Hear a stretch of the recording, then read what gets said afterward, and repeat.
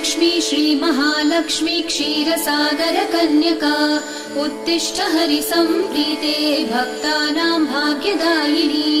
श्रीलक्ष्मी श्रीमहालक्ष्मी क्षीरसागरकन्यका उत्तिष्ठ हरिसम्प्रीते भक्तानां भाग्यदायिनी। उत्तिष्ठोत्तिष्ठ श्रीलक्ष्मी विष्णुवक्षस्थलालये उत्तिष्ठ करुणापूर्णे लोकानां शुभदायिनी। उत्तिष्ठोत्तिष्ठ श्रीलक्ष्मी विष्णुवक्षस्थलालये उत्तिष्ठ करुणापूर्णे लोकानां शुभदायिनी।